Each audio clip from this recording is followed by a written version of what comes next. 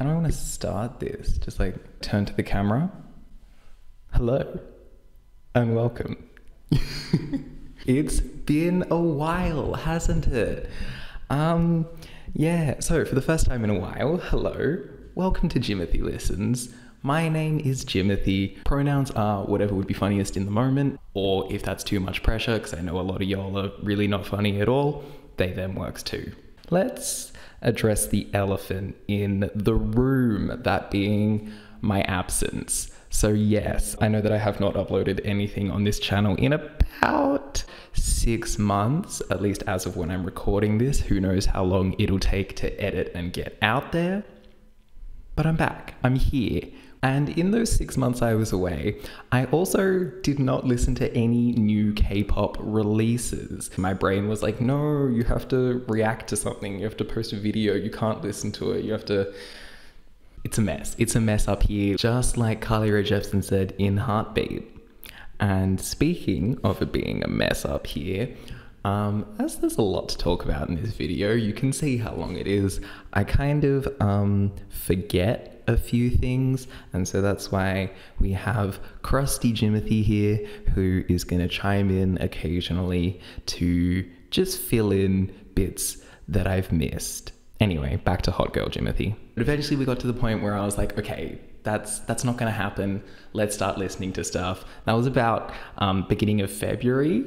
I have just been smashing out listening to everything that I've missed since about October last year. Which brings us here, a recap of every K-pop release that's worth talking about from October, November, and December of 2022. Except for the ones that I just didn't really want to check out, aka a lot of boy groups and a lot of like Christmas stuff, and the stuff that I've already covered, which is, you know, a few. Go and watch those videos if you haven't. In this video, we're going to be going through sort of chronologically. I'll throw a few things out of order here and there to make things flow better, but mostly chronologically through October, November, and December, and I'll give you my thoughts on everything. And because I love lists and data and numbers and blah, blah, blah, and because I know that you guys love discourse, what better way to do that than to rank everything? Did you hear my elbow crack just then? But yeah, we're going to be ranking everything. And I'm not just making one list. Oh, no, no, no, no, no, no, no, no, no, no. Over the course of this video, I'm going to be revealing to you 5 different lists. Those being a ranking of all of the title tracks that I'm talking about, a ranking of all of the albums. I'm counting anything with 3 or more songs as an album for the purposes of this list, but you know, whatever. As well as a list of the good B-sides, because you know I love a B-side, they're just as important as the title track. But then I can hear you thinking, oh, but Jimothy, what are the other 2 lists? What more could there be? Music videos, choreography? No, that actually would have been maybe a good whatever. No, the last 2 lists that I'm going to be revealing are lists that actually already exist and you can go and find right now if you wanted to. Plug the Instagram. But one of the things that I did during my hiatus is made lists of my top songs, albums, and EPs of the year, just sort of in general music, which included a lot of K-pop. So I'm reducing that down. We'll also be revealing my top 15 K-pop songs of the entire 2022, as well as my top 5 K-pop albums of 2022. And you know what? Just to get us started, here's about 5 or so of the songs. Boom. Yes, the Kepler song that I've chosen to represent them is See the Light. It's the first song in their discography, and it's still the best, even if it's only 90 seconds long. Phenomenal. And would you look at that, the discourse has already started. I hear you type it, I hear you type it. Give it to me, give it, I want it. Give me all of the discourse. Although that being said, everything in this video is solely my opinion. I know that I love to state things as objective fact, which I will be doing throughout the entirety of this video. So just giving a sort of blanket thing now, obviously everything is just my personal opinion. If you disagree with me, wonderful, lovely. We don't need to get heated about it. Still, you know, leave a comment and be like, blah, blah, blah, engagement, boost those numbers. But you don't need to actually feel real emotions over this. We can just be friendly, haha, you're wrong, I'm wrong, everyone's wrong. You know, you understand? Good. So with that, deep breath, and let's jump into the K-pop. Starting off, the first thing that we have to talk about is the solo debut from Miss Lee Chae-yeon, Hush Rush. Now, this is a fun one to start off with because I actually filmed a reaction for this one. There's going to be a few of these that come up, not too many, but a few that I actually filmed reactions to before my hiatus. And so instead of rehashing things that I've said before, I've got that old footage, it'll do. Here you go, here's some thoughts about Hush Rush. Are we doing spooky Halloween? Yes, the Dem Joints. Hang on a second, shut up for a second. Sorry, I just heard the incoming and I'm like, you know it's gonna be a bop because it's produced by Dem Joints. Wait, this is cute. This is vibey. This is boppy. She's a good performer. She looks very good with like facial expressions and character and stuff. Like I got into K-pop after IZ*ONE disbanded, so I've never really seen much of Chaeyeon. This is kind of my introduction to her. Should have said that at the start. But this is so boppy. I actually like it's quite a simple song. But it's cute, it's bright, it's fun. It's all just very nice, very nice.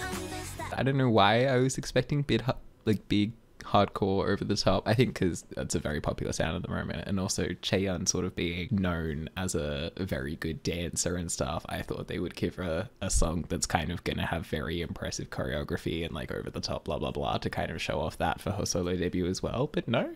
And I'm into it. We're gonna move on to the B-sides of the album. If this comes on shuffle, I'm not gonna skip it. I'm not gonna be like, get the fuck out of here. But at the same time, I'm not gonna be like, oh, you know what I really want to hear now? Aquamarine. I'll pick Hush Rush. I really like Hush Rush, like the title track. I think that's a bop.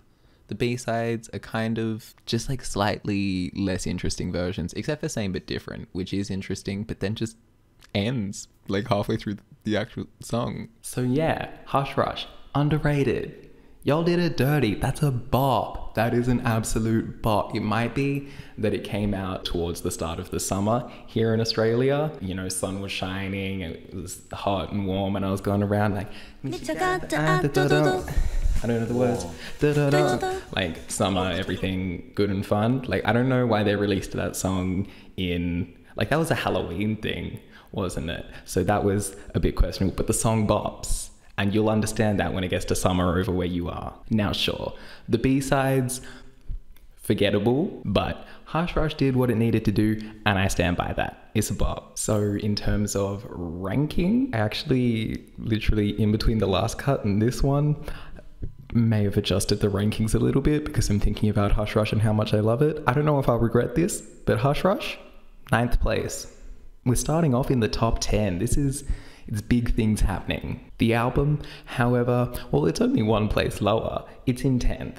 However, that is 10th out of 14 as opposed to 9th out of like 40 or whatever it is. But yeah, Chaeyeon, good debut. I'm excited for the next. Let's keep it in the IZ*ONE solo girlies. The next release is YURI's, hang on, I need to read the title for this one. Op 22 Y Waltz in minor. The other one was major, this one's minor. And yeah, I'm not really about this. I definitely prefer major. I prefer love over lovable. It's very bland and generic and like YURI sounds nice, but the song itself is just a bit kind of forgettable. And I kind of personally have a problem with this thing that's happening a lot in pop music at the moment. It was especially brought to my attention with Lizzo's last album. This kind of just like generic, non-specific positivity in pop music really just grinds my gears, and I don't mean that to sound like I'm just a negative Nelly who hates when people are happy, but the really just kind of absolutely nothing, just like, oh, you're great, I love you, you're awesome, don't feel bad. It just feels like a little bit condescending, you know? You don't know me, Yuri. How do you know that I'm lovable? I could be a murderer or a Nazi or worse, a Harry Potter fan in 2023. Although I guess at the moment those last two are kind of the same thing. But anyway, you don't know me. It's just, oh, I'm such a nice person, throwing love your way. Maybe I am just super pessimistic. Anyway, I'm not really about lovable. The two B-sides, they're cute. They're kind of the same generic sound. They don't quite have that same level of like condescending optimism, but they're just a bit kind of bland. So yeah, overall rankings for Op22 Y Waltz in minor, lovable, sliding in there at a cool 31st place.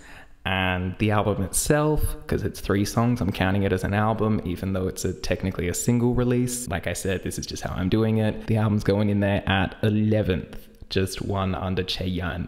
From there, we have the Universe single that VIVIZ dropped called Rum Pum Pum. I filmed a reaction to this back last year when it came out. Do I have a string hanging out of my arm? That's so awkward. Go the video, the reaction. Okay, so it turns out the audio in this footage is incredibly fucked up, so I'm not going to be showing you the reaction, but I will show you just a couple of the clips, because really it's the ones where I'm not speaking like this that kind of say the most about how I feel about this song.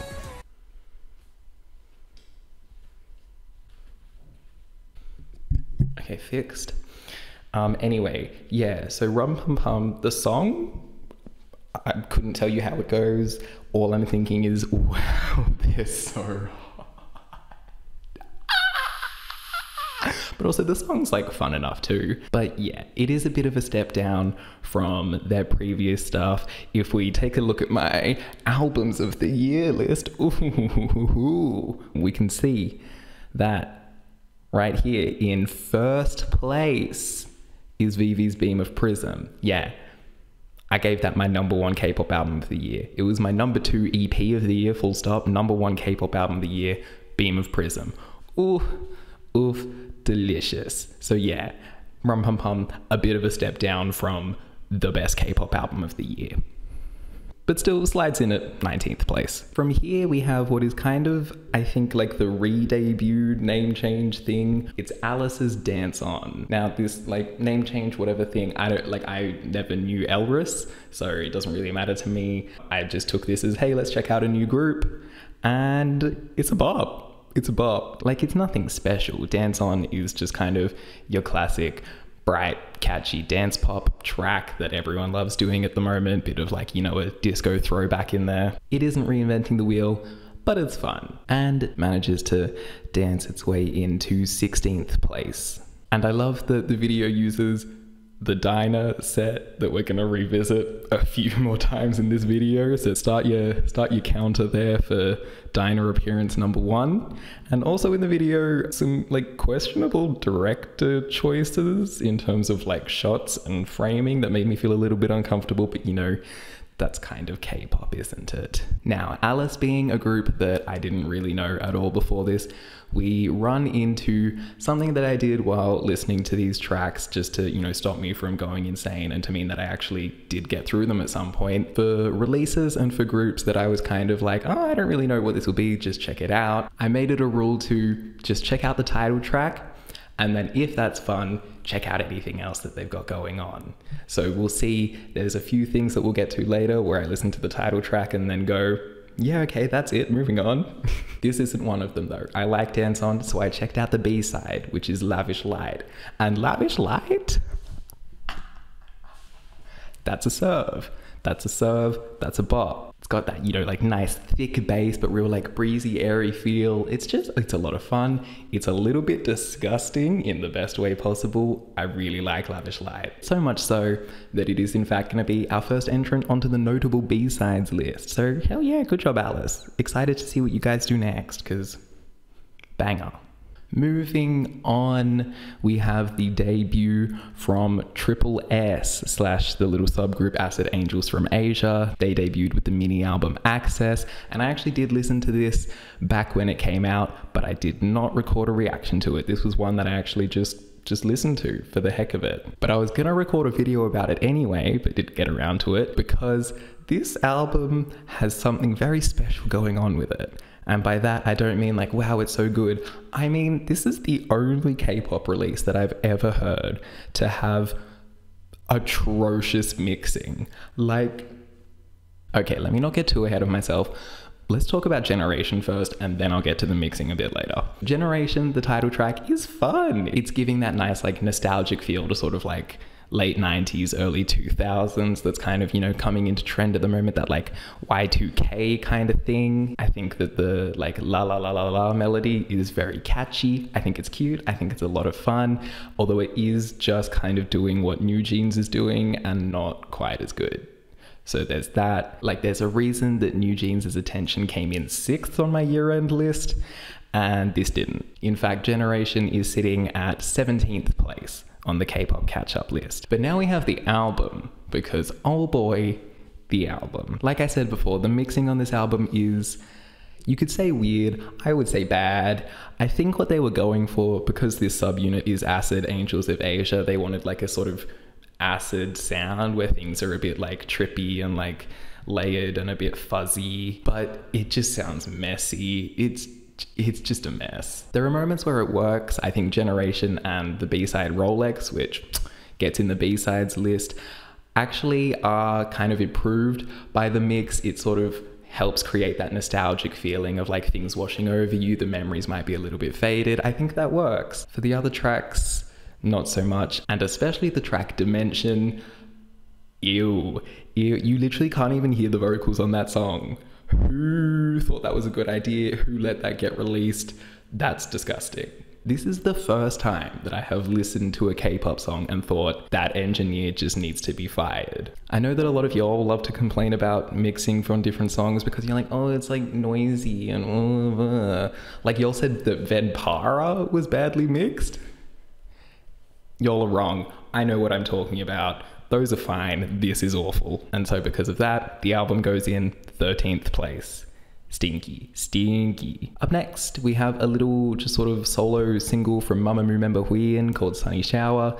It features Cold. It's a nice sort of little coffee shop acoustic track. It's not really my vibe, as you may know. I love the big, loud, crazy, over-the-top stuff, and so this just being like a nice kind of sweet little like, ooh, I'm sitting in a coffee shop having my morning coffee, and ooh, I made eye contact with a cute guy over there, and we're gonna talk about script writing together. That's not really my vibe. This is cute, this is fine. It's in 35th place, which is not bad. It's just not really for me. Moving on. Up next we have Nature, who released their Nature World Code W album. I think that's what it called. Did I get it right? Yes. Look at me with the memory. And this, I filmed a reaction to way back in the day. Let's check it out. Nature. I don't know jack shit about them. I could not name a Nature song. I've never heard anything of theirs. I do not know anything about them. This song, Limbo, has kind of just been popping up a few times on like my TikTok feed and stuff, and the kind of general consensus I hear about it is that it's very just like fun and strange and weird, which is my brand. I want to know what's going on. I want to check that out. So that's what we're gonna do. Let's go. Hang on a second, this seems intense. Are we gonna get weird intense? Because I could be into that. Ooh, that production is delicious. Pounding. Dum, dum, dum, dum, dum. And really like bright vocal melody. And that fun kind of like swinging accent instead of just being straight 1 and 2 and 3 and 4. The 1 and 2 and 3 and 4 is always a lot of fun. Okay, I see. I get it now. Love it. And then we've just suddenly switched up into... Oh, that's gorgeous. Oh, that's so much fun. Oh, that choreography. Oh, this is... Okay, this is the like big electronic pop sound is so much fun and is a perfect base to just do shit like that over and throw a bunch of random stuff in there. And then this is so good. When again, it gets rid of that, again, switching from the da da da da da to a more straight da da da da da da da. Wow. When I heard like weird and quirky. I normally just expect that to be something that's very like bright and fun and kind of like that like real cutesy vibe. I love that this is doing a very kind of like dark, hard-hitting, like boom boom kind of sound, but adding the like weird quirkiness into that. I think that's super unique. It's not something that's really been done a whole heap. It's just so much fun. That's really cool. I love it. That's so good. That's so good. Whoever came up with that, I love you. You are the best. And then this. That just going to the hair and like playing with that is a really good way to accent that switch up in the song and really make it like clear that like this is a really sudden shift from the kind of like sexy, mature, hard-hitting, like all of that chest roll stuff to suddenly just be like, no, we're doing fun, boppy, the complete other side now with just like twirling the fucking hair around. I think that's a great idea. I love it. And then it's just shaking the chest. That's super.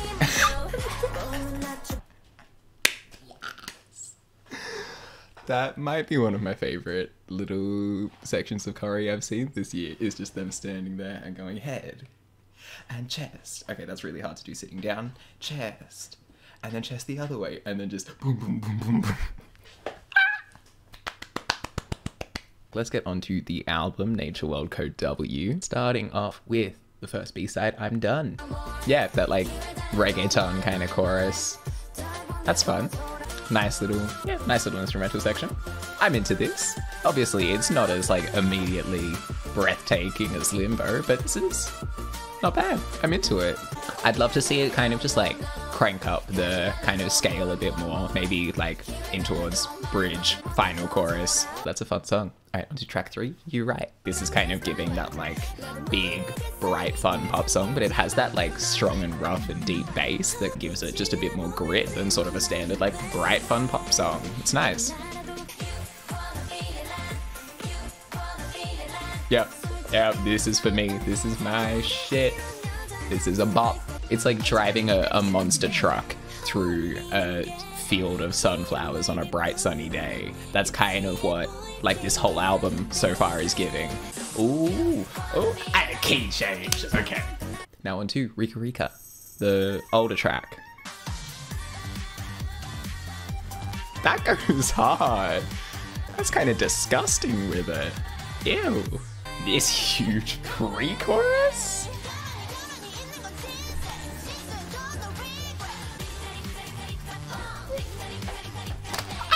How have I not heard this? How did I miss this? What is wrong with me? There is zero space to breathe in anything going on there. It is just that, like, this song is collapsing under its own weight, and I mean that in the best way possible. And now we're gonna get a fucking boring ballad to finish off with. Sorry if you're a ballad stan. I hate them, so...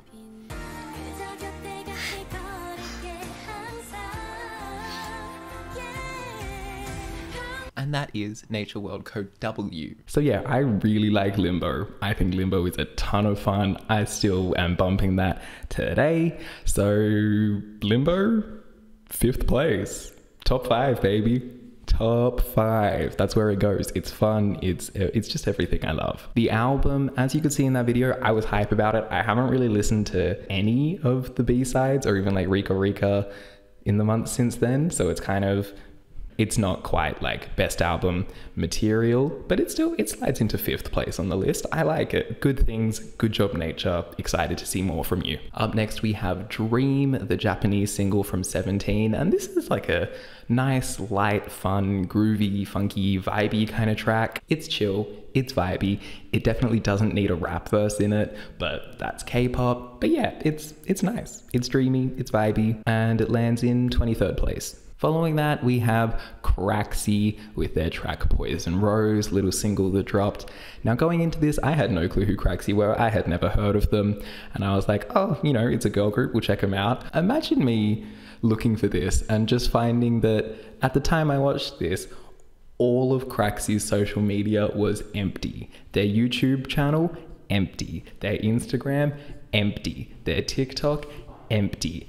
And so I was like, okay, I'm listening to a group's final song. Spoilers, it wasn't their last song, and they're actually kind of doing better than ever. But we'll get to that in, you know, when I get to 2023 eventually, in like another video. But, you know, I thought I'd check it out, see what's going on, mourn the loss of a dead group, and it's straight up a PIXY ripoff. It is bargain bin PIXY. It's doing the dark, spooky, witchy. Like, it literally has the like gasping for air thing that's in the transition into the chorus of Bewitched.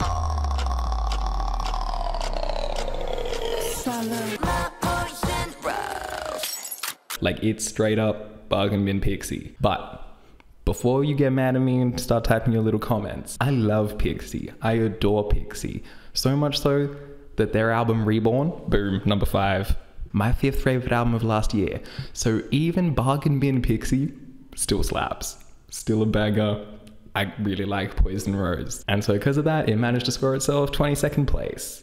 Hell yeah. Up next, we have ICHILLIN with their little single My Time. The title track is Draw and there's no B-sides. I don't know why the single wasn't just called Draw, but whatever. Now I went into this thinking like, oh yeah, I've heard ICHILLIN stuff before and it was, you know, cute but kind of forgettable, whatever. But this song, even just the start of this song, like the first 15 seconds, I was like, okay, no, we're onto something here. That like, tell me boy, are you into me? Wanna know you till you spill the tea is like, I was paying attention. Then you have that like sweet group chant nursery rhyme pre-chorus, which I absolutely adore. And then the chorus is just like super cute, groovy, vibey, laid back, airy, like delicious. Give me more. It's a song that is just laid back and chill, but has like real punch and teeth and energy to it. It's incredible. I love it. I'm obsessed with it still. I absolutely adore it. And this was kind of the first song while doing my K-pop catch-up that I was like, oh, okay, now this is what I have missed. This is why I love K-pop. And I love it so much so,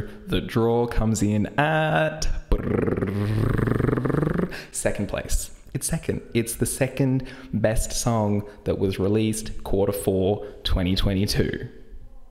Incredible. Moving on, we have soloist Alexa with her album Girls Gone Vogue. And this release kind of kicks off an interesting point of discussion that I've been thinking about recently. And that's the kind of merger of like K-pop and Western mainstream pop. Like up to now, I feel like we've heard a lot of K-pop that's like, you know, trying to take on Western mainstream sounds and palettes and stuff like that. But here with Girls Gone Vogue, we kind of get something that feels the opposite. We get stuff that feels like it's Western pop trying to be K-pop instead of vice versa. And it's interesting, and I don't like it as much. There's a reason that I listen to K-pop a lot more than your like American mainstream Billboard top 40 pop music, and that's because that Billboard stuff is shit. So when I hear like a Western song that's just trying to be K-pop, like Endorphin on this album, or even a song that has K-pop production, but is still just sort of like a Western pop song over the top of that, like Please Try Again, I'm a bit like, yeah, not my favorite. Really, what says the most is that my favorite song on this album is by far the title track Back in Vogue, which is just like a straight K-pop track. It's the most K-pop of the bunch, and it's the best. So like, yeah, we can just stick to doing what works, and kind of like, you know, you can do new things in that field instead of just trying to be like, here's what's, I mean, I understand, like money making, gotta get that cash dollar, especially in K-pop where it's not about art, it's about money. So I get it, but like, is it too much to ask that you make good music? I mean, this is fine. It isn't bad. Girls Gone Vogue gets 14th place. That's a banger. The album, Back in Vogue, 9th. Not horrible, but you know, not the best thing ever. And this talk of merging the Western and the K-pop sounds, I'm gonna, you know, jump out of order for the first time. Ooh, hit my cable again. And we're gonna talk about BIBI's album, Low Life Princess Noir. Because this is an album, and BIBI is an artist that kind of doesn't quite fit into just like the K-pop realm. Like she's with 88 Rising, who is an American company, and her stuff is a bit more graphic than, you know, the normal K-pop standards. So I think she's a good kind of diving in point for this conversation. Now, when I first listened to Low Life Princess, I was not that hot on it. And I think it's to do with the fact that when you step outside of the K-pop world, I'm gonna judge your stuff differently. There are a lot of things that I kind of allow or even encourage in K-pop that in other music I don't have as much time for. Things like ripping off other people's stuff, doing bland takes on other different like styles and genres, all of which is present on this album. I just, like a song like Blade, the opening song. If it were to be released just fully in the K-pop world, I'd be like, yeah, this goes hard. I like the nice electro drop. When you take it out of that bubble, suddenly I start thinking, oh, well, you know, I've heard someone like Skrillex or Danielle Hall do much more interesting versions of something like this. And then something like BIBI Vengeance, which is just a like reggaeton track, but very sort of one note and straight the whole time. It's a bit like, and then you have a lot of the like trap palettes and things like that across the album that are just tired and overused. I especially was not a fan of the fucking metronome hi-hat in Loveholic's Hangover. But then something funny happened, and that's just that I couldn't stop listening to the album. And I realized something that I've already really known, but like it was really apparent to me that like my analytical music brain and then my actually listening for fun music brain are very different things. So if you ask me to sit down and analyze Low Life Princess, it's derivative and bland and not really anything special. But if you ask me to just listen to it and have fun, yeah, it bops. And part of the reason of that is that BIBI herself is an icon. She absolutely carries this album. Her performances are great. Her vocals, while her singing may not be fantastic, her actual sound of her vocals and the character that she like laces into it is wonderful. BIBI is a perfectly made pop star. She has the persona and everything down. She understands who her character is. And this comes through a lot in the videos as well. There are a lot of music videos for this album, most of which feature a lot of violent imagery, a lot of shunk shunk, blood, bits, gore, and it's pretty cool. The one that I question is the video for Johto. Instead of, you know, this sort of heavily stylized like BIBI with a fucking katana slicing off these men who have the heads of pigs, it's just like Johto's just domestic violence and it's uncomfy. Like I think that that's the video that kind of takes it a step too far and kind of almost romanticizes the whole thing. I don't know BIBI's story. Like, I don't know if that's a way of her coping with something or if that was just her being like, this seems cool, let's do it. So I'm not gonna judge her for that. But I don't know, I don't really like it. But that's all I'm going to say about that because it's not real. Yeah. But yeah, so overall, when it comes to the rankings, but first, in all of my discussing of the kind of bigger topics, I forgot to talk about the B-sides on this album, specifically chucking one in the notable B-sides list. And the one that I'm going for is Witch Hunt. I think it's easily just the best song on the album. This song shows BIBI with the most kind of character in her voice. I think it has a cool instrumental with the very kind of like dark trap stylings, and that like fucking mad just lives in my head rent free. It's hot. Great song.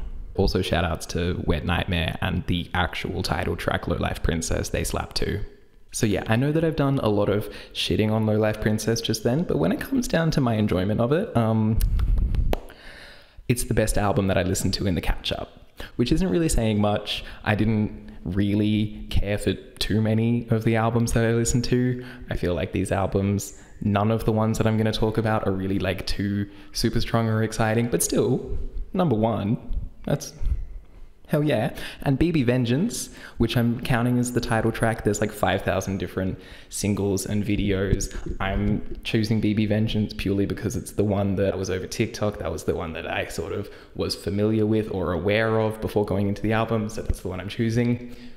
15th place. Not bad. good job, I guess. However, on the worst side of this K-pop Western crossover, we have RM's solo album Indigo, RM from BTS. It's a full album from a BTS member. There was never really a chance I was going to listen to the full thing, but I still, you know, we still gave the title track a chance, as well as a B-side, because I love Anderson .Paak, and so I wanted to check out Still Life. And it's not good. It's boring. Anderson doesn't even get a verse. Like, if you're gonna put Anderson .Paak on your song and you suck, let him carry it. Give him a verse, give him the chorus to himself. Just give me an Anderson .Paak song, actually, is what I'm saying, and just sort of brush RM off to the side. But yeah, so Still Life, boring, but then we get to Wildflower.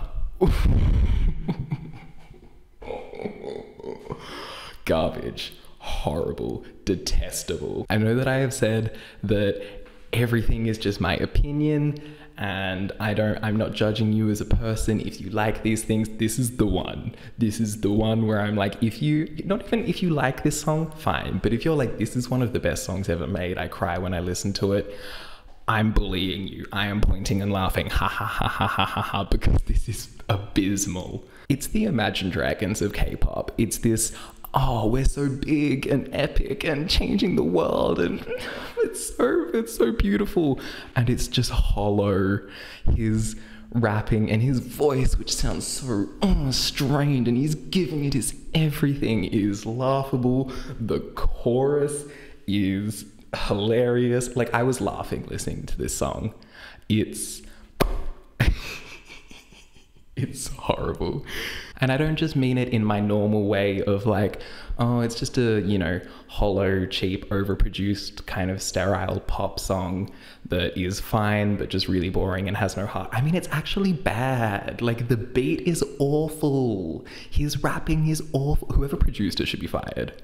Okay, I've gone on for long enough. The BTS fans are either crying or sending bombs to my address. I'm expecting the SWAT at any moment. So yeah, we'll leave it there. 41st place. Bottom. Disgusting. Horrible song. And with that, since we've just talked about a couple soloists in Alexa and BIBI, let's go back to the Song of the Year list. Let's look at a couple soloists, shall we? So coming in at 11th place in my Songs of the Year, we had Adora with Trouble Travel. Bop. Banger. Love it. Then moving up to my number 5 position, already in the top 5, we have Nayeon's solo debut, Pop. It's a banger. Like I've said many times on this channel, Nayeon invented pop music. Incredible. 3rd place, ooh, this is one of the best songs ever made. It's Quantum B's Glitch. Fantastic. Phenomenal. I love it. I love her. So yeah, look at that list. Ooh, we'll come back to it again. And I know that we've just done garbage. Let's do some more garbage. Call me the garbage man. Up next, we have Xdinary Heroes' latest album. Now, me and Xdinary Heroes, we have a great history. And by that, I mean, I think they're fucking awful. But I love them. I love them because they're so horrible. If you want to see me really get in depth about fucking everything that's wrong with them, I did a video reaction to their last album. This is some like truck ad that's like, headed out with your boys on the old dusty trail. You've got your mate Steve-O sitting in Benny's lap because the truck's only a 2-seater and you wanted to have 5 of you coming down to the rocks. You've got 3 of them in the bed. And then Steve-O on Betty's lap, and he's gyrating ever so slightly. The new Ford F-150, just enough to get Steve-O hard. Go and watch that and read the comments to it as well, because people got real mad, and I'm gonna do it again. But I will say, this new album, Overload, it is their best effort yet. And in a way that's kind of disappointing, because it means that instead of getting the just batshit horrible train crash of something like a Happy Death Day or like Pirates from the last album, it means that instead we just kind of have like boring, bland pop rock, which is kind of worse in a way. I've said it many times that I prefer bad to boring. And so even though they were at bad and they've kind of taken it a step up, they're now just in the boring tier, and I don't really care as much, except for the lead track Haircut, which they've done it again. They've done it again. That chorus is the worst thing I've ever heard. I love that the verses, they're kind of going for this big sound, big build, and then the chorus, the instrumental just drops into the piddliest little thing you've ever heard, and it's just the guy going, get a haircut, get a haircut, get a haircut. Oh, injected into my veins. It's so bad. It's so horrible. The second verse dropping into like hip hop trap drums is my least favorite K-pop trope, and they just throw it in there for fun. Oh, I love Xdinary heroes because they give me a place where I can just mercilessly shit on something. So yeah, the song Haircut, 39th place. Horrible. The album, 14th place, right at the bottom there. Disgusting. And to talk about B-sides, because I am going to chuck something on that notable B-sides list, the opening track, Zzz, or ZZZ, or ZZZ, if you want to get Australian about it, is probably the best song Xdinary Heroes have ever made.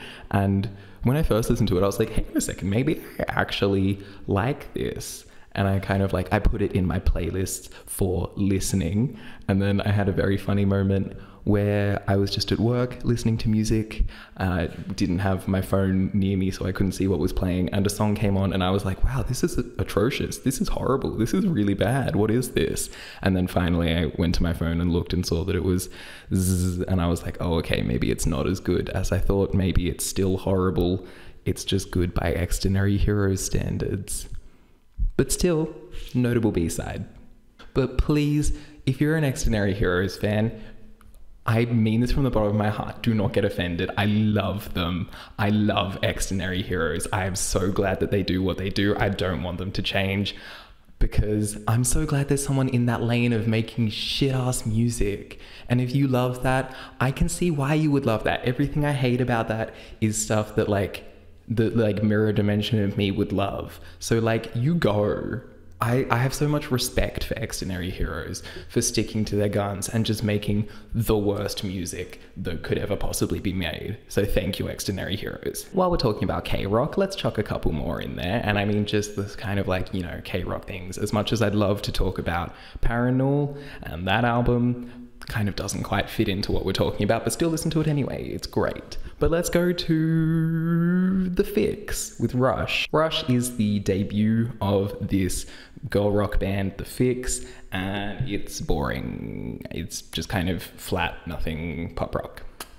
37th.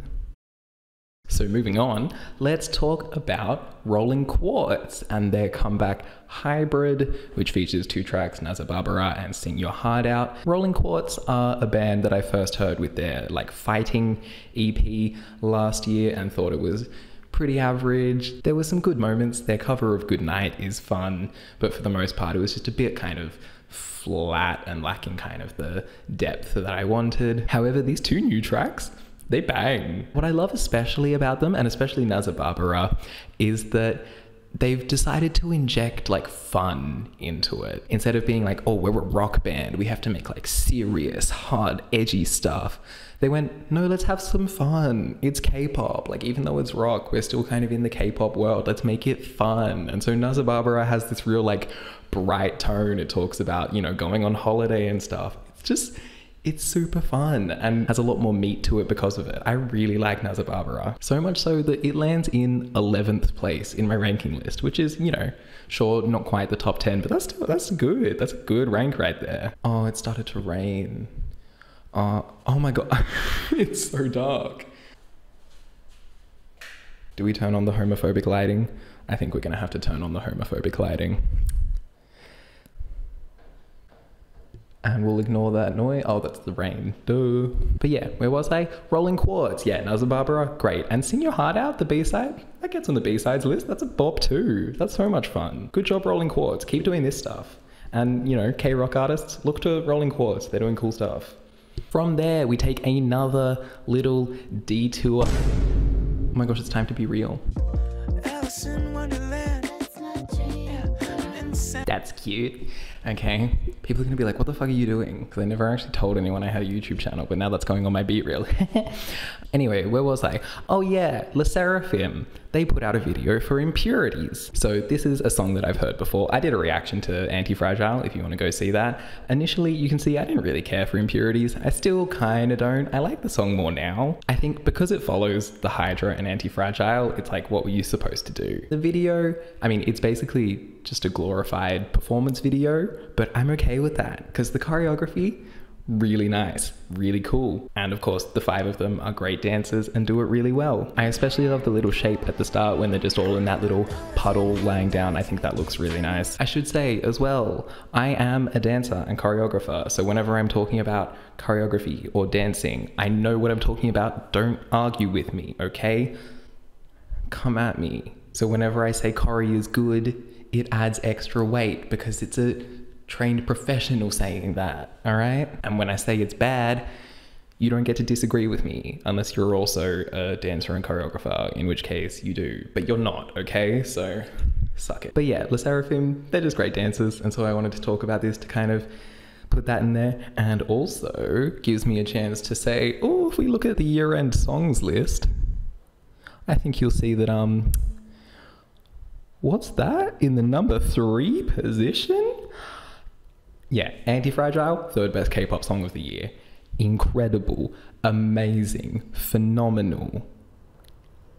From having, in my opinion, the worst debut I've ever seen, and coming to that in the space of like 6 months, good job. Good job. I love them. I love them. Following that, we have a solo release from YooA with the track Selfish. This was a mini album. I didn't listen to the whole album, just the title track because it's the most annoying song ever made and I love it. Literally, I can't even think about this song for too long because my brain will just have I want you babe, I want you, I want you babe, I want stuck in there for about maybe the next 2 weeks. I've just done that to myself and I'm gonna be living with that now, but that's what we have to do. But what I find really interesting about this song is that it kind of just doesn't have a structure to it. Like instead of doing the classic like verse, pre-chorus, chorus, verse, pre-chorus, chorus, bridge, chorus, this song just kind of throws a bunch of different hooks at you and then goes, these are all going to be stuck in your head, deal with it. And then we'll like go back to a hook from earlier and then go to like a different hook and then be like, oh, here's another hook. Like it's Korea's answer to Clipping's Aquacode data breaks. And if you get that reference, you're my favorite person. But yeah, this song, so annoying, so horribly structured, but I mean, that's my thing. I love annoying music, especially when it comes from K-pop. So this song managed to land itself in 21st place. And while we're speaking about the most annoying songs ever made that have no structure, just hook, JYP released a song called Groove Back. And this song is nothing but a catchy hook and a catchy chorus. I cannot tell you how the verses go, but that chorus, it is catchy. It do be catchy. Gotta oh wait, no, I can't do too much otherwise JYP will publicly roast me for doing the choreography. I also love just looking at my notes here. Like for other songs, I write like a good paragraph while I'm listening to it to like give me notes and whatever. For this song, I just wrote, he's old, lol. The ITZY cameo in the vid is great. Chaeryeong is a baddie. So that's what I took away from that song. And I forgot to give it a rank, but it's sitting in there at a cool 32nd place, just below YURI and just above that number 33 spot. I think that's gonna make people mad, so stick around for that. Moving on, while we're talking about songs by men, VERIVERY released a song. It's called Tap Tap. And it's ass. The last time I checked in with VERIVERY, they were doing this really like dark, edgy, like, oh, I'm so sad, I'm so fucked up kind of thing, which also was bad. And so to see them now doing this like cutesy pastel love thing is kind of interesting. But I mean, hey, if it worked for Stray Kids with Case 143, then why wouldn't it work for these guys? Because they're not good at making music, that's why. This song kind of does an interesting thing where it switches between two sounds for the verse and the chorus. The verses are kind of this very like laid back, groovy feel, and then the chorus breaks out into like energetic, pumping pop rock. But the problem is that they don't really flesh out either of those sounds. They both just sound very flat, and so you put them together and it doesn't really add up to much. Like, instead of one bland love song, it's two halves of one bland love song. I guess really what I'm trying to say is if you take two half-asses and you put them together, all you're left with is a whole ass. And that's what this song is. It's just a complete ass. 38th place. Moving on, let's keep the boy group train rolling a bit. VICTON had a comeback with the song VIRUS. Now, VICTON are a group that I hadn't heard anything of before, and coming off the back of that very track, I was pretty convinced that this was going to be a one and done with the title track, but I have to say, VIRUS is a pop. VIRUS features some really nice, sort of delicate, intricate production that's very pretty. And then the chorus kind of drops into this like thicker, deeper bass and these synths, and it's all fleshed out really nicely. It's just really intricately put together in a way that, like, it sounds like there was a lot of care put into it, and I like that. And so because of that, I thought, you know what, fuck it, let's check out this mini album. And while the first title track, Time Chaser, is just kind of the bland acoustic sound that I don't particularly care for that much, I still actually don't mind this as much as I normally would a song of this style. Really, my biggest gripe is that I hate the rapper's voice. I think he sounds so annoying, but he redeems himself later, so don't worry about that too much. Because then we get to the B-side, Alive, which I love it. That's a great song. The chorus is just this like bright sort of soaring melody. It feels really cool. It's nice. Keeps the same kind of palette as the last two tracks sonically, but like brightens it up a bit and does something a little bit different with it. And then like the last chorus, the synths in that last chorus, ooh, damn. Yeah. Good song, great song. That momentum keeps rolling into Better Place, which is this really like cute, bubbly little small thing. I really quite like it. Has a nice contrast to the other songs that sort of felt a bit darker, but a bit more reserved. This is a bit brighter and a bit more kind of in your face and punchy. It works, but it still, again, keeps those same kind of textures and palettes. And also the rap verse in this song, love it. The little ad-libs in there. Yeah, rapper redeemed himself. I like him. And then the closing track, Feels Good, just ties a little bow on everything, continues that kind of trajectory we've had of moving from the ooh, dark, edgy into the like brighter and happier sounds, but still keeping that same palette as it goes. That's the thing that I'm big on with an album. All of the songs on an album should sound like they go together. None of these fucking K-pop albums where they just chuck a bunch of random songs on there and go, here's your album. This album, each song has a unique feel but comes back to the same sort of notes, and then the album as a whole sort of has a logical progression of that like dark to light. It's really nice. It's a really good album. It's the second best album I listened to. So yeah, VICTON, I don't really know who you are, but good job. I'll check out what you do in the future, for sure. And I forgot to give the title track its ranking, but it's sitting in there at 12th, which is pretty damn good for a boy group.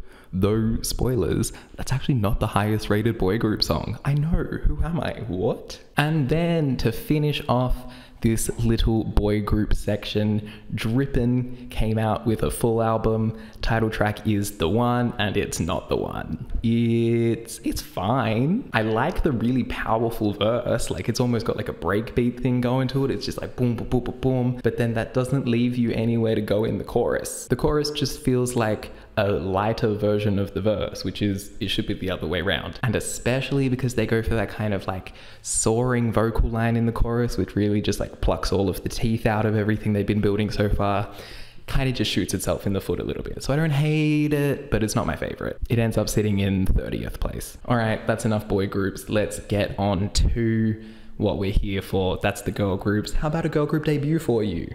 50/50 debuted with their mini album. The 50 features 4 songs. The title track is no, the title track is not the title track is Higher, and that's a cute little dance throwback thing. I listened to it and I was like, yeah, okay, she's cute. I don't mind her. What really sells it for me are the vocals.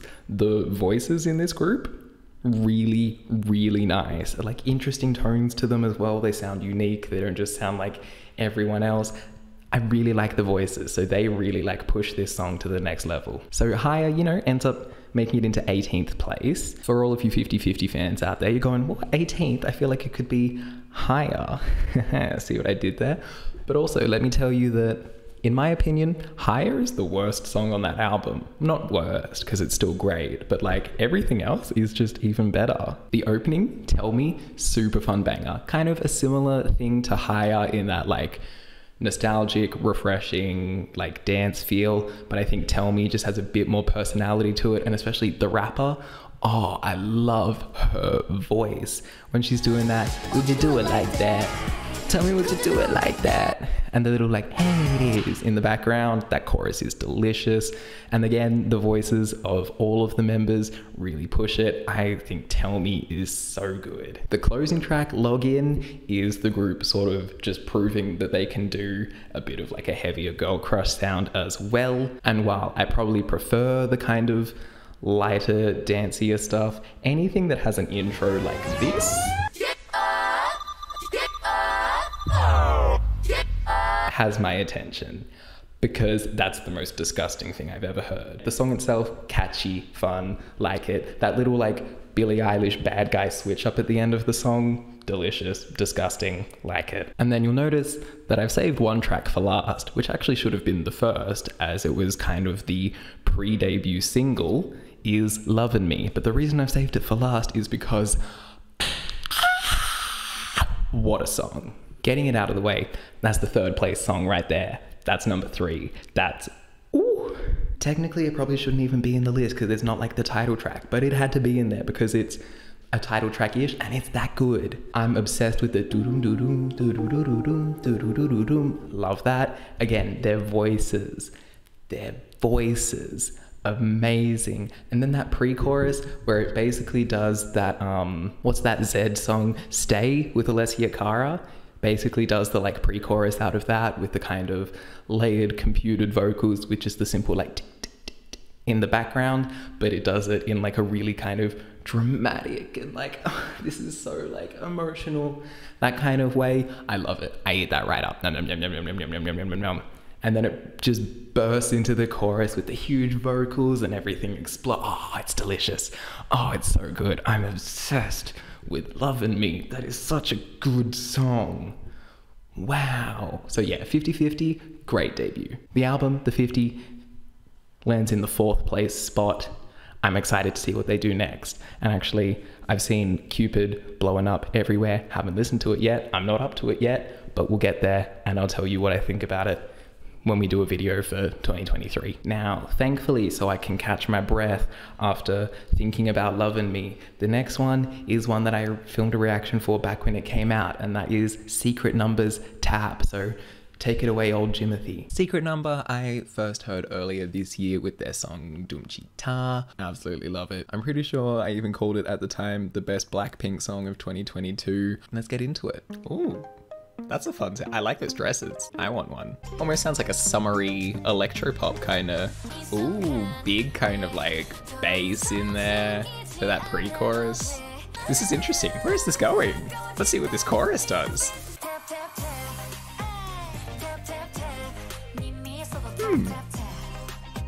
Yeah, it's a really interesting combination of a bright, summery, like electro dance pop song with like a quite a thick like bass just cutting in underneath it. Oh, that's nice. Those big vocals. Oh, I love that. Okay, yeah, that second half of the chorus, that goes hard. That's really nice.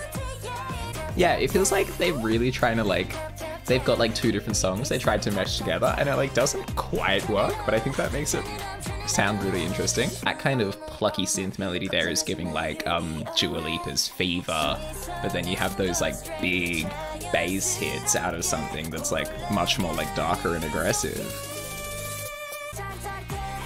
I really love this like fucking post-chorus here. Like everything else I'm like, oh, interesting. This I'm like, this is just great.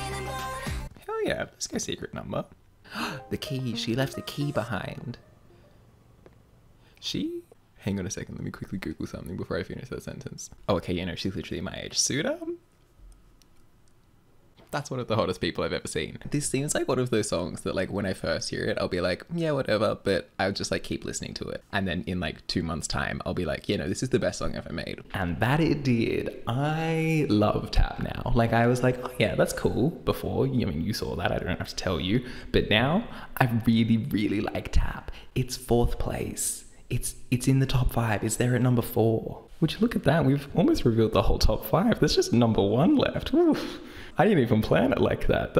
I love the suspense. Ooh. But yeah, I love Tap. And it's mainly because of that post-chorus. That post-chorus and the high note. Like those 2 things are like, that just elevate. Love it. And then the B-side Slam.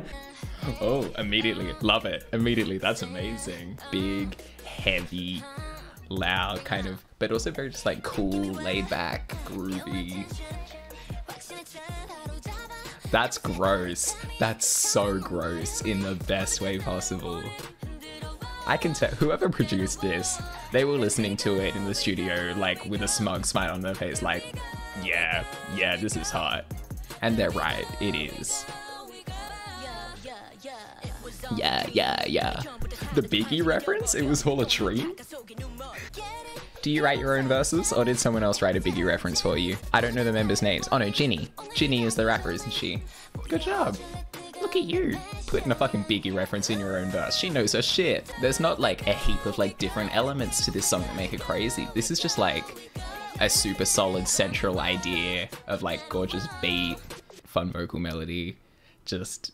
They're like, that's all it needs to be. Like that simple, like that production, and then the song over it is good enough to not need any like extra frills. And they're right, that fucks. And the little jumping off point, something that I did do in the catch up, even if I had already listened to this, is I watched the music video for Slam because they released that on Christmas Eve, I believe. And while it's one of those classic like B-side music videos where it's just kind of the members lip syncing along to the song and having fun, I love that kind of video. I eat that shit up. Absolutely. Just show me them having fun and I can live vicariously through that. And even though I'm not really a stan of Secret Number and, you know, like 2 of the girls, I've only heard like 3 of their songs. I'm like, oh my God, I love them so much. Yes, have fun. I love it. So yeah. And especially with a song as good as Slam, like that beat is disgusting. And especially when you have a member as hot as Sudan. We're literally only a month apart in age. Like, hi. She's an ISFP. Oh my God, same. She understands English but can't speak it. Oh my God, same. Yeah, give it to me. Moving on, we have another girl group debut. This time it is ARTBEAT, who made a debut with the mini album Magic. ARTBEAT, they kind of have... I didn't get it. ARTBEAT have a bit of an interesting story, at least from what I read. It seems like they were originally just like a cover group that then decided, you know what, we can do this, let's make our own stuff. And so on what I would assume would be a pretty tight budget, they have made this mini album. And you know what, it's not horrible. Starting with the title track, Magic, it's the most 4th gen girl group track to ever 4th gen. It's just that whole kind of archetype of the big, loud sounds, catchy hook, little bit of a switch up in the second verse even. It's something that we've all heard 1,000 times, but I love it and I still love it. Every time I hear a song like that, I'm gonna eat it up, even if it's exactly the same as the previous 999. And so then I went into the rest of the album sort of going, I wonder what other archetypes we can fill out. And, you know, the album starts with a minute-long instrumental intro that's kind of like the title track's instrumental, but just buffed up a little bit more. Archetype Tick. Following that, we get Aphrodite, which is just the kind of really big, loud song. So like another archetype ticked, but like those synths.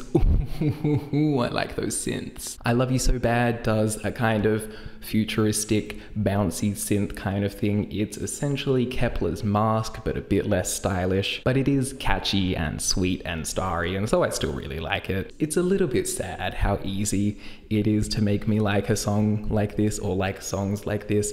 It's just like there is a formula and you just follow the formula to the letter, and I go, ooh, yippee, fun.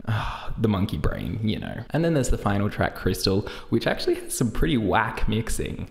I know that I was talking about Acid Angels of Asia being the only time I've heard bad mixing in K-pop. Then we get to this, which is not horrible, but there's just a few things where I'm like, oh, maybe the budget ran out for this song at the end. I've also just seen in my notes for Crystal, I wrote the sentence, "You wish you were Kepler so bad, but I still like it though."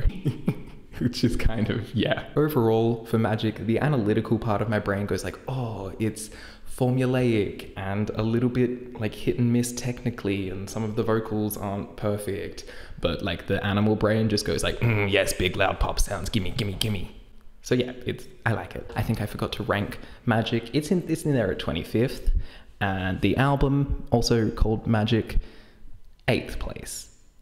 Like halfway, you know. From there, we have another debut, this time of a boy group. This is AIMers, debuted with the track Fight Inside, and I don't care for it. Really, the most notable thing about this release is that it was filmed at the diner again. Hey, there's that diner set one more time, ba-ba-boom. Kind of mirroring the ARTBEAT debut track, this is the most 4th gen boy group song to ever 4th gen. And I don't really like the kind of 4th gen boy group style as much as I do the girl group. So yeah, I don't really care for this. And again, the mixing feels maybe just a little bit off for this one. Like the production and the vocals just don't seem to mesh properly. I don't know, I might be making that up, so don't hold me to that. Overall, you're in the 36th place. Didn't check out the rest of the album. Following that, Tempest came back with the song Dragon. I didn't listen to the album, I just listened to Dragon, but I do like Dragon. Dragon these nuts over your face. Ha! Got him. I think it's a bit of fun.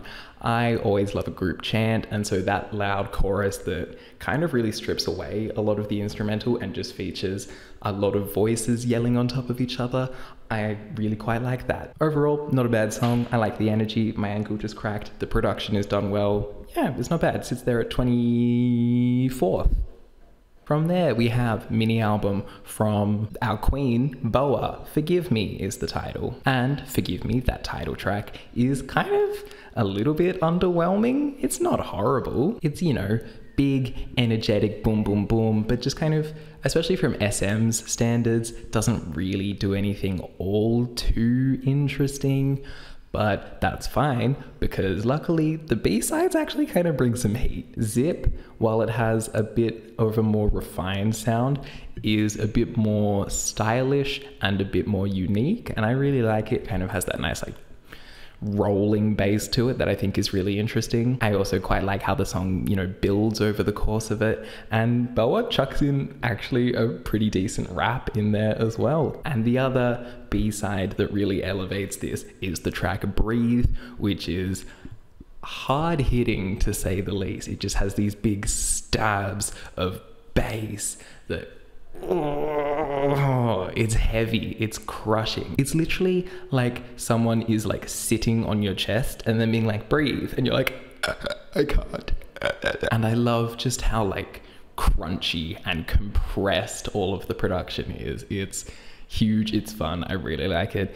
It makes it onto the notable B-sides. Sketch is fine. It's kind of just a bit more of like a brighter sound, still with kind of the rock textures. I like the drums, but it just doesn't really do as much. And then we get to the part of the album where I need to sue whoever did the sequencing, because going from Breathe to After Midnight is like whiplash. Like we go from the crushing boom, boom, boom of Breathe to then like literally the like acoustic coffee shop vibes I was talking about from Weeekly's Sunny Shower. That's not okay. My neck hurts. And this paired with the last track, Hope. Like I've said before, these songs aren't really my kind of style. I prefer the bigger, louder stuff.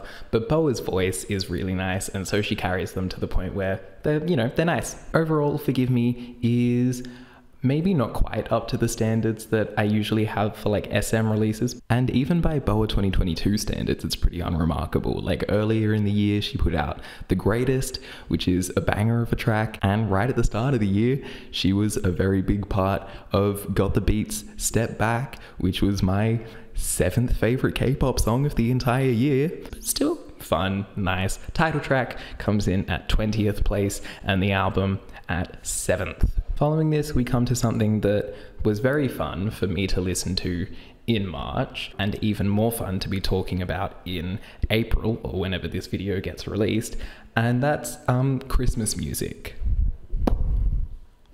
Yeah, I was listening to Christmas music in March, but I'm glad I did, because NMIXX's Funky Glitter Christmas, that's a banger. That's a bop. Obviously, it helps that I adore NMIXX. You can see that in my Dice reaction, or in the fact that I put Tank as my 8th favorite K-pop song of last year. But I think they're wonderful, and them putting the sort of NMIXX style into a Christmas song, it's so much fun. It just puts a smile on your face, whatever time of the year it is. Although I have to say, opening the video and immediately being met with Jinny's face, that was that was hard. Immediately just being like, oh, that's right. I miss her. But yeah, I really like this song. I like that it, you know, keeps playing with like the tempo and the vibes and the sounds in the classic NMIXX fashion. It's a bop. And so while it's really hard to rank Christmas songs with other songs, I kind of... Funky Glitter Christmas is 8th place. I don't know. Like, it's not like I'm gonna be listening to this, say, in like August. I'll probably even go further down the list. I might pick like a Groove Back even to listen to over Funky Glitter Christmas, but just ranking them in terms of like the songs themselves, it's 8th place. It's a bang. Okay, anyway. Sorry, it's a weird thing we're doing. I don't know any more than you do, but yeah, Funky Glitter Christmas, 8th place. From there, we go to comeback from relatively new girl group IRRIS with the track Stay With Me, and oh my god, it's the diner again. Hi, missed you. This song, it's not good, it's bad, but I like that it gives me a chance to talk about something that you might have heard me talk about before if you've seen my previous stuff, but I have a name for it now. And that is the style of pop music that is just the shittiest sounding acoustic guitar. Like, you know, not like an actual nice guitar, as much as I'm not really a guitar fan in any case, that really just like shitty, cheap, plastic, digital acoustic guitar sound with like a trap beat behind it, just like stock $10 trap drum loop, maybe some 808s in there. That sound that I have complained about many times, I have a name for it now. It's piss pop. When you hear a song that has those things in it, it is piss pop. That is what I'm calling it. That's what I'm going with. Piss pop. Don't get me wrong, just because it's called piss pop, it doesn't necessarily mean that it's bad. There are good piss pop songs. For example, Love You Like by VIVIZ, which is on my #1 K-pop album of the year, is kind of piss pop, but I love it and I adore it. This, however, Stay With Me, bland, nothing, sounds like ass. It's 40th place. Yeah, it's not good. It's really bad, in fact. But I was a little interested to find out that this is actually a reworking of a song off of their debut album. And so I thought, you know what? While it didn't come out in, you know, Q4 of last year, let's go back and check that out. And so I listened to IRRIS's Wanna Know, their debut mini album. And oh boy, it is just as bland and nothing as Stay With Me. The title track, Wanna Know, features a Fifth Harmony worth it saxophone loop that sounds like absolute shit. It has fun moments. The pre-chorus kind of starts to expand into something that's a bit like nice and dreamy, and then just snaps back to being absolutely 2D in the chorus, and overall does really nothing of note. The song Bye Bye features a chorus that is crunchy as hell, and I kind of like it for that. I like the effort being put into making something that crunchy. Unfortunately, the rest of the song is kind of just a build up to that point. It's just they're going, oh, I wish we were back in that crunchy chorus again. So yeah, it doesn't really do anything. And then the new version of Stay With Me, it's not as different as I thought. It's still just piss pop. Still piss pop, and doesn't really do anything. It kind of lacks the slight switch up in the bridge that the new version has, and honestly maybe that's for the better, because it really is a tease of like, oh, we're going to introduce something fun and interesting, and then it doesn't actually do it. So maybe it's better for it to just be straight piss pop the whole time, and somehow that's the best song out of the three of them. The horrible piss pop song is the best song on that album. So yeah, IRRIS, yeah, not a great debut, not a group I'm really too hot on. I don't wish any harm on them though. I wish them the best in their careers. And if you're a fan of IRRIS, get it. I can see, you know, these songs are catchy. I get why you would like it. Personally, not for me. And I'm gonna spare you from, you know, me ranking this album, because technically it doesn't fit into the whole kind of Q4 thing we're doing. And so it would just feel mean to pluck an album out of July and stick it at the bottom of the list where it would be going even below Xdinary Heroes, but I'm not doing that. I'm not doing that. It's not there. You didn't see it. So instead, we move on to the new mini album from Red Velvet. This is one I was excited for because Feel My Rhythm, one of my favorite songs of last year, not actually on the list, although it probably should have been. Either that or In My Dreams. I was surprised that neither of them were on there. I think I made a mistake somewhere. I probably should have put in either. Whatever. So Birthday at the start has a similar thing going to Feel My Rhythm. It kind of takes the classical sounds with strings and then transforms them into like a fun kind of boppy pop beat. I like it. I was like, wonderful. I'm down for more Feel My Rhythm. That was a great song. Give me more of it. Then the pre-chorus kind of takes all of that away and goes for this like, oh, it's like big and expansive, but just feels a bit empty. And I was like, oh, okay, what are we doing here? And then it introduces some rock drums, which fill sort of towards the chorus. And I go, oh no, baby, what is you doing? And then we get the chorus, which, let me read from my notes. We dive into an absolute abomination of a chorus. This chorus sounds god-awful. Somehow it's both totally empty and overwhelmingly noisy. Yeah, that chorus is, ooh, she's a mess. I think they wanted to kind of have like a lighter, brighter, emptier feel while still trying to keep SM's signature like noisy, full-bodied production. And the way that they went about that is kind of having just a real like loud, noisy mix, but then just chopping off like the bottom 90% and just keeping that fully packed like top layer. So it feels like on the surface like super pummeling and everything up here, and then there's just nothing below it, and it's a bit of a mess. But then we go back into another nice verse. Verses are great, love them. Chorus, not my favorite, although it has grown on me. Before you start yelling at me, it has grown on me, and I like Birthday. Like I always say, I prefer bad to bland, and this song certainly is not bland. So yeah, we bump Birthday. Although even my change of heart doesn't save it from getting anywhere above 33rd place in the rankings. That's right, just one below JYP. But luckily, Birthday isn't the only song on this album. There's B-sides. And the three middle B-sides, Bye Bye, Zoom, and On a Ride, they kind of all do the same thing, but it's really good, and so I don't mind hearing it 3 times. They all just have really like disgusting beats, like real dirty, gross beats, but like still kind of fun and boppy in a very like Red Velvet kind of way. I really like it. And my favorite, the one that's going to go onto the B-side list, is On a Ride. I think that one just kind of edges out the other ones, especially with that hook, that yes, we are on a ride, doo-doo-doo-doo. Like the production on it is just fun. It kind of has these different elements that chime in. I like it. It's a lot of fun. It's a bop. It's a bop, bop, bop, bop, bop. And then finally we have the closing track, Celebrate, which I did the disservice of trying to compare against In My Dreams, which, if you'll remember, is one of my favorite songs of last year.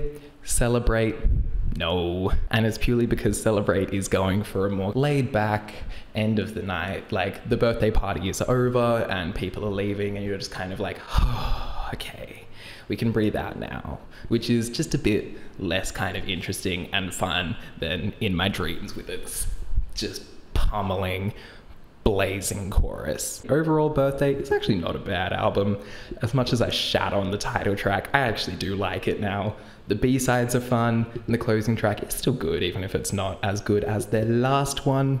So yeah, 6th place for the album. Following that, I checked out the 15th anniversary release of a group that I've never listened to, that being Kara and their Move Again mini album. Now, 2 of the tracks on this EP, Happy Hour and Oxygen, are just kind of like slower, more ballady, like fan songs. It's the 15th anniversary, they're gonna chuck fan songs in there. And as like I said, I've never listened to Kara before. I just kind of accept that those aren't for me and whatever. Really, the meat of this album comes from the title track When I Move and then the B-side Shout It Out, which I can kind of talk about together because everything that I say about When I Move, just take that and just kind of water it down like a little bit and that's Shout It Out. It's still fun, but it's just kind of like a slightly soggier version of When I Move. And that formula they both follow, kind of like Alice's Dance On, is just that retro feeling, dance pop, fun kind of banger. When I Move though, kind of has a bit of extra like style to it. It feels a bit more mature in a way, instead of just being like, here is a dance pop song. It has just a unique feeling, and I don't know what really gives that to it or how to describe it, but I just, when I listen to it, I'm like, you know, there's like something extra here. It's very catchy and addictive and very like nicely done, very sort of clean and sleek. And then there's the rap, which is so cringe. Oh, I don't know if Kara normally has raps in it. Like, does that person do rapping in like all of their songs? Because it sounds so cringe and I love it. I love it for that. It's giving like camp. It sounds like, you know that one, I think it's on V Live, of Promise Nine's Jisun, when she's like trying to rap? It sounds exactly like that.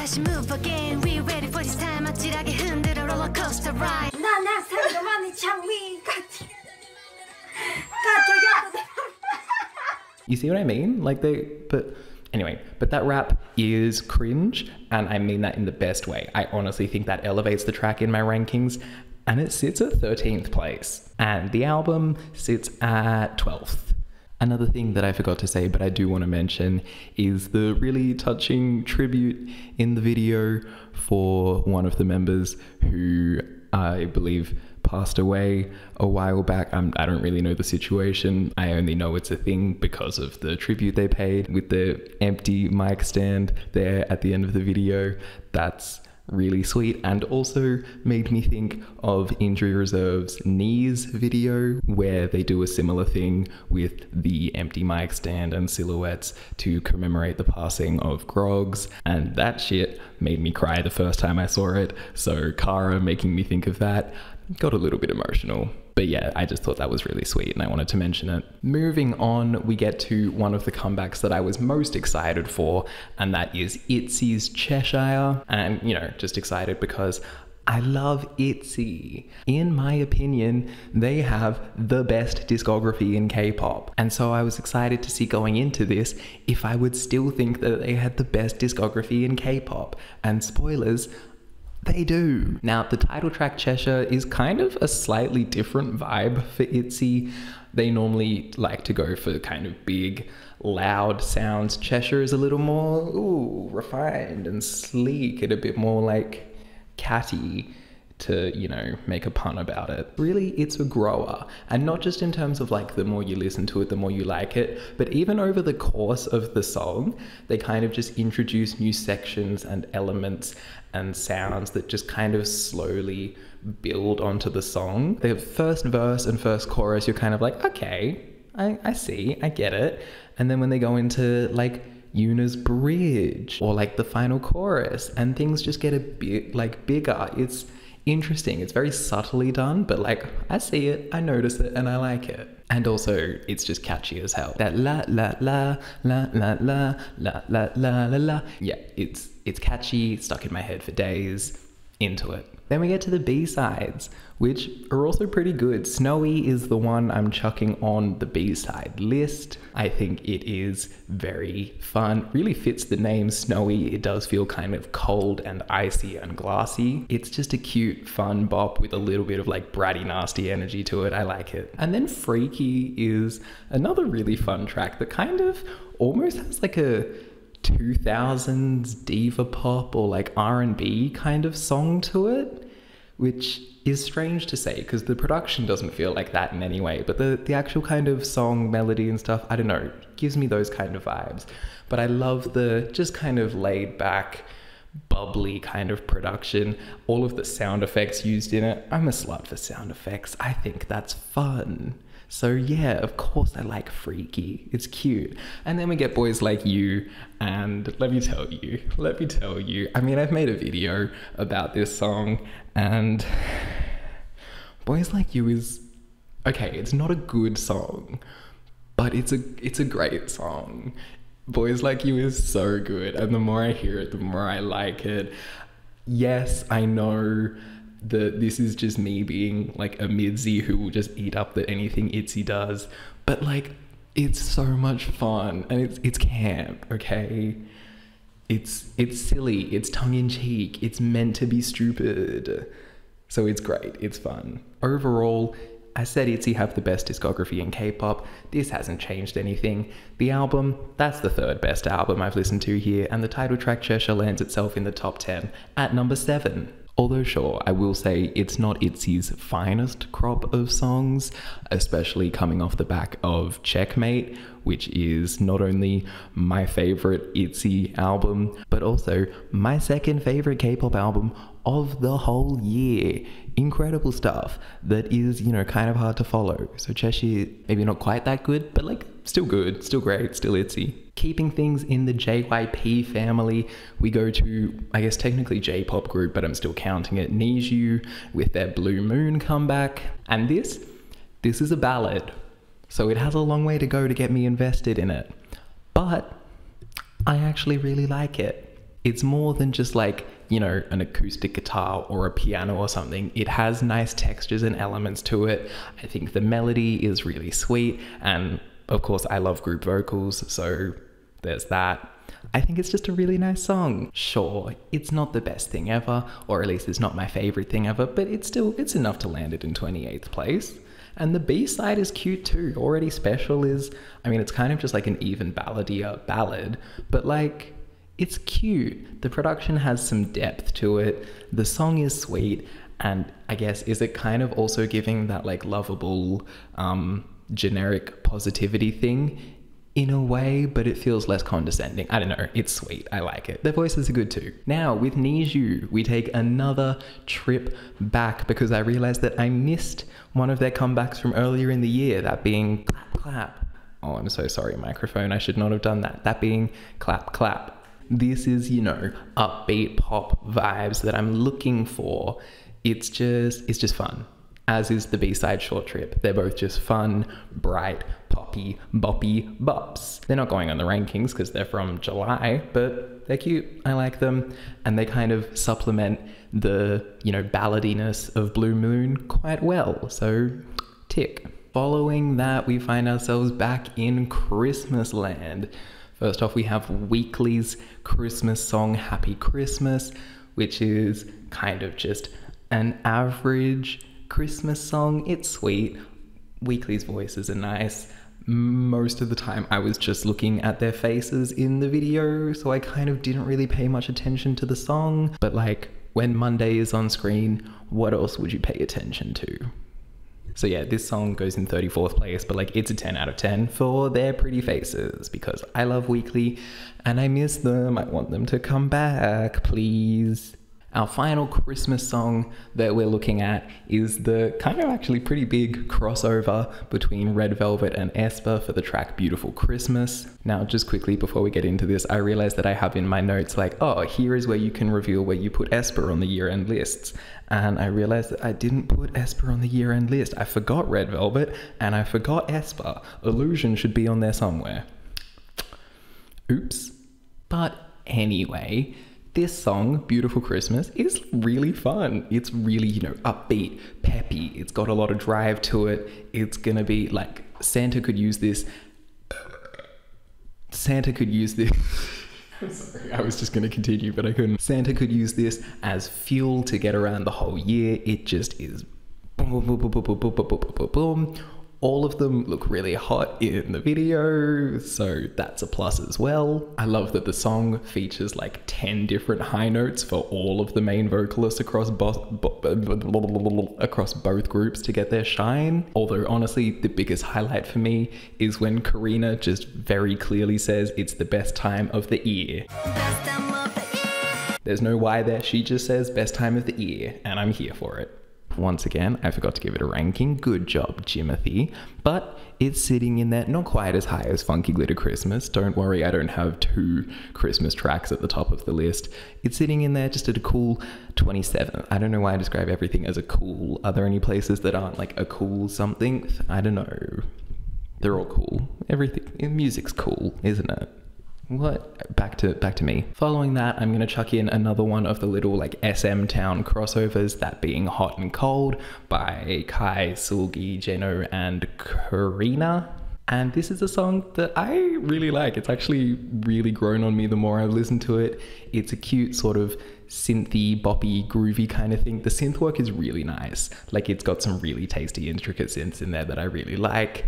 The chorus is catchy. All of their voices work really nicely together. I always like hearing, you know, crossover of masculine and feminine voices. I feel like we should do that more in K-pop, because it sounds really good. But anyway, once again though, the biggest selling point of the song is Karina. Her little "you're so cold, you're so cold, you're so cold, you're so cold" is just super cute, puts a smile on my face every time I hear it. Like her voice, it just sounds so good. I love it. This song also came with a little performance video from the 4 of them, which I want to talk about a little bit, because it really kind of highlights really well the distinction between like boy group and girl group choreography in K-pop. Because the first 2 verses are kind of split between the gals and the guys, you can see that the choreography for both of them is very different. While the guys get a lot more of the kind of like stepping out, using a lot of the legs, groove, hip hop stuff, the girls get a lot more of the like upper body, arm shapes. It's an interesting kind of thing that if you look, you're like, oh, I can see the pattern of, and then you take that to just like K-pop in general, and you're like, oh, I see how that, it's interesting. I like it. Overall, I actually really like Hot and Cold. It managed to crack the top 10, getting in there at 10th place. Sick. Following that, we have another little like holiday special thing, this being PIXY, who released a special video with a track called Trick or Treat. And I gotta say, doing a Halloween concept at the end of December, genius. Genius. Everyone's like, it's Christmas time, we're gonna do a Christmas thing. And PIXY's like, we're witches. We're doing Halloween in December. Get with it. Absolutely. And so even though this song hasn't been released on streaming or anything, I still wanted to check it out and give a note to it, because this is the first time that we get to hear new member Rinji sing. And she absolutely kills it. She kind of steals the show on this song, both with her like deep kind of rappy voice that we hear in a verse, and then just given some, you know, standard great singing vocals in the chorus as well. I was very impressed with Lil Miss Rinji. Get it. I'm excited to see what she does in their next comeback, which is actually out at the time that I'm recording this, but I haven't heard it yet because I'm still stuck in mid-January. I need to catch up. Anyway, PIXY, great. Love them. This song, 28th place. Wrong, bad, idiot, stupid, worms for brains, shit for brains, worm shit for brains. It's actually 29th, not 28th. It's kind of like, it's not the best song ever. That's kind of why it's a little throwaway thing. But I love PIXY. So yeah, Following that, we come into our last 3 releases. We're so close to the end. And this is one that I was very excited for. This is a big one. This is Ditto by NewJeans. So for this, let's start off talking about the video, because oh my god, the video, or videos I should say, there's 2 of them, but the videos are so sad. Like, why? Like, I was watching CHAE and I was like, oh, this is cute. Like, there's a friend like filming them and they're like dancing and having fun. And then at the end, it's like, none of that was real. She was imagining that. And then the fucking side B just being like, oh, here's like the same video, but what actually happened? Just her looking like a complete idiot at school with her imaginary friends. What a loser. It's so sad. Although, it's a trans allegory. You can argue with the wall on that one. The Ditto video is a transgender allegory. It's a metaphor. If you get it, you get it. If you don't, you don't. I also, for Ditto, I want to talk about the choreography, because I hate it. I don't hate it. I really like the choreography. I don't like it for this song. NewJeans' choreography has been phenomenal so far.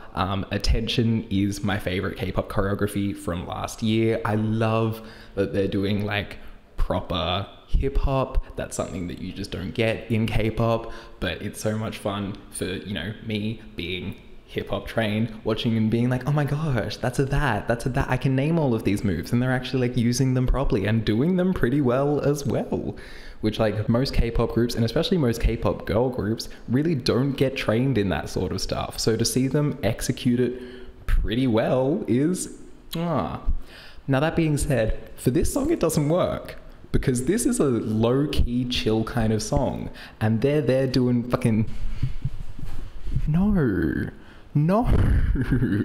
calm down. I understand that it's K-pop and you need to have the like big massive choreography for your performances and whatnot, but it's too much. For me, if I was choreographing the routine, I would have gone, okay, you know what, it kind of has that like up-tempo groove to it, but just a bit laid back. And oh my god, would you look at that, I'm already doing a basic house groove. I would have done house choreography, because that still fits in with the NewJeans thing of like old school hip hop feels, like kind of foundational hip hop, but it would have fit the vibe a bit better than the real like kind of actual proper hip hop like grooves and stuff. Just personally what I would have done, I would have liked to see it, but whatever.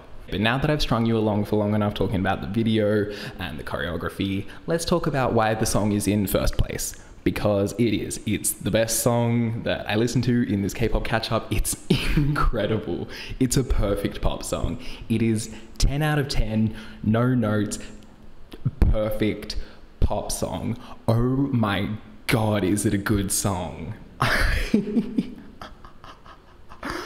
The like sentimental removed vibe, those like ooh oohs to start off are like, oh, okay, we're getting in the vibe. That really just sticky refrain that like stay in the middle like you a little don't want no riddle, like the way that those sounds, the little middle riddle diddle, like stick and bounce off, oh, that's just so delicious. And then the way that that's contrasted in the chorus with those just sweeping high notes of like got no time to lose. And the way that the production stays so understated the whole time, but still keeps up that energy with that doom doom doom doom doom doom doom doom doom, but it's just subdued and underneath, because this is it's a sad song. It has a very sentimental feeling, and I love as well that the song is short. The song doesn't have a bridge really to speak of. It kind of just goes like, it gives you a little bit of the chorus at the start and then goes verse, chorus, and then it's done. And you're like, oh, I wanted more. And then they're like, yeah, that's what the song's about, bitch. Like, it's so smart, so smart. that literally not only is there the feeling in the song, but then at the end of it, you're left with the feeling of the song. Like, oh, I wanted more. I wanted, like, reciprocate. I'm left. Incredible. No notes. Fucking phenomenal song. NewJeans. Like I said before, that Attention was my 6th place song of the year. If I had listened to Ditto when it came out and had have not done my lists by that point, I think I would have put Ditto over Attention, and it might have even, let me look, what do we have there? Like what's above Attention? Nayeon's Pop? Would I put Ditto above Pop? I'd consider it. That's like, Ditto is, it's that good. It's that, I mean, I don't have to tell you, I'm sure you know. I'm sure none of you are sitting there going like, I thought it was alright. You're all like, yeah, Ditto is that good. And I agree with you. I love that. I love when I love things that everyone loves. It's so much fun. Wow. Just thinking about, okay, I need to move on. But Ditto,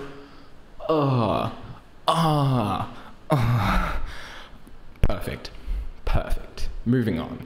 We come into our last 2 releases, which are both boy group releases, in fact, and kind of all the tension's gone because we've revealed our top spot, and so that's kind of, but whatever. Next up we have WayV with the track Phantom, and I only learned about halfway through this song when I was researching it and going, hang on a second, that sounds like it's in Mandarin, that I found out that WayV are actually, I believe, I didn't put any notes on it, but I believe that WayV are like an NCT subgroup, but with Chinese members, or at least that make Chinese songs.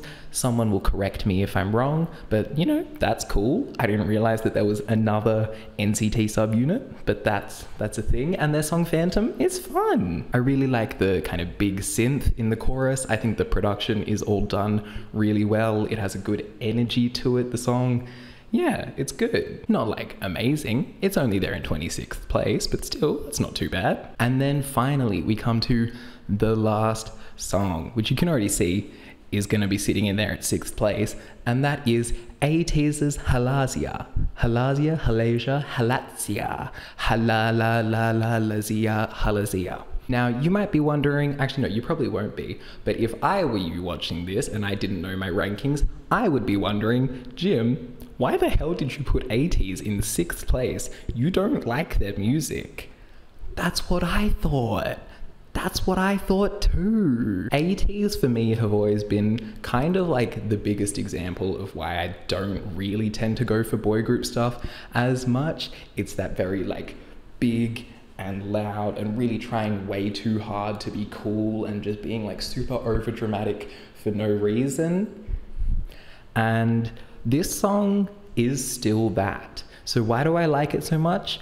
It's because it just takes it and fucking sends it into infinity. Instead of just being like, oh, it's so over dramatic, it's like, no, it's the definition of drama. It's like drama listens to this song to figure out what it should be. Literally, the beat has like a church bell ringing in it, and then the pre-chorus is like these fucking church organs with that big, who I don't know any of the members, but he has this big like grand voice. Is like, oh, and it's just like, shit's going down. I will say the chorus is just kind of fucking weird in that the structure is like backwards. Like you have that big pre-chorus which builds, and then when you'd expect like the big chorus to go, it just kind of drops off and there's like nothing there. And then it goes into what I would normally call the post-chorus, or like that refrain of ha la la la la la zia, ha la la la la la zia. And then you get after the post-chorus, then you kind of get the chorus where it like pays off that big build of the I don't know the words, but you know that. And so it kind of, the chorus is in the wrong spot. But I kind of don't hate it, but it's weird. The bridge introduces this like frantic break beat, which I adore. And then the last chorus just goes into like, it's just straight up like dubstep. And by this point, I had just lost all sense of where I was and was just, I don't even know, just lifted into the heavens. It's ridiculous and it's stupid and it's so over the top. It's so over the top that it comes back around again to like punch you from underneath. I don't know. It's really just fun and wonderful and makes me go, okay, maybe I should listen to more ATEEZ because I'm into it now. I don't know if their other stuff is like this and I just need to go back and give it more of a chance, or if it's that this one actually just does sort of take it far enough. I don't know. Whatever it is, I love it. And that does it for the Kpop catch-up, at least for 2022. I love ending on a high note of me, you know, saying something that's really good. So now that we're at the end, let's check back in on our little lists. We have our title track list here, which, you know, great stuff. Great stuff, some not so great, so you can't even see what my hands are doing. Like I said before, the list, it's rough, it's just my opinion, and also my opinion will change literally by the time this video is out. From what I have said, you know, you're gonna be there going like, oh, 23 and 24 should have swapped places, and I'll be there like, I agree with you. So like, don't waste your breath. And also, if something's like down here in 30th, don't get too mad. Like fucking Red Velvet's birthday is in here at 33rd, in like close to the bottom of the list. I still really like that. Really, it's only the bottom like 5 or so that are actually bad. Everything else, you're like, oh, I really like that song. Me too. It's just that there's like 35 songs that I like, and then just like 6 or so that are a bit stinky. And even the ones that are a bit stinky, a lot of them are just like, forgettable. It's really only like 2 or maybe even 1 that is straight up disastrous. So don't get too mad about the rankings. But that being said, let's check out the album rankings, because, you know, they're a thing. Like I said, albums, I wasn't really too hot on any of them. I literally, in my Kpop catch-up for 2023, I have only listened up to about mid-January. I'm about 2 weeks into January, and I've already heard like 3 or 4 albums that would be at the top of this list, that would clear BIBI. So, you know, there's that. Notable B-sides list as well. These are good songs. I like B-sides, give them a shout out. And then we have finally our album of the year and song of the year lists, which still have some holes in them. And so let's fill those holes in, shall we, to finish off. So starting with the albums, I've already revealed that VIVIZ is there in first place, ITZY is there in second, and PIXY is there in fifth. So coming in at number 4, we have phenomenal album, Billy's, I was going to say Collective Soul and Unconscious, not that one, the other one, Village of Perception, Chapter 2. Ooh, that's a good album. The synth work on that album, delicious. I have a reaction to that if you want to watch it. It's there somewhere, go find it. Now, third place is an interesting one. You're like, why would you leave third place till last? That's because upon rethinking, like this order that we have here is the order that I put it in at the end of the year when I published these lists on the Instagram account. Since then, the mind has been changed a little bit. This third place is actually the top. Not only is it the top, not only is it the best K-pop album of 2022, it's a perfect 10 out of 10. There is only one other K-pop album that I consider to be a perfect 10 out of 10, and that is aespa's Savage. This album is as good as aespa's Savage. It is one of the 2 best K-pop albums of all time. And you're like, what could it be? What could they be talking about? I'll tell you. What is a perfect 10 out of 10 K-pop album? It's the debut album from CSR, Sequence 7272. That's right. That is right. What an album. Phenomenal. I did a reaction to it as well, so you can check that out if you want to hear me talk more about it.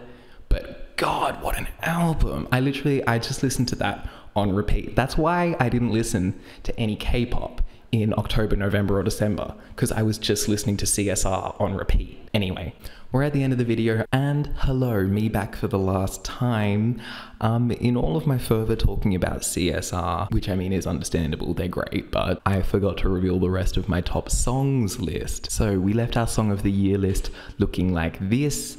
Just the top 2 spots left to reveal. And these two, they may as well be like a tied first, really. They're basically even. Number 1 just like slightly edges it out, but consider it joint first place. But that being said, number 2 goes to, and if you've heard me talk about what sort of stuff I like, this should be no surprise to you. Number 2 is WJSN Chocome's Super Yuppers. Just phenomenal, cute, over the top, annoying, loud, in your face, just a perfect pop song. I've said it before, I will say it again. Chocome are a gift to this earth. We do not deserve them, but I am so glad that we have them.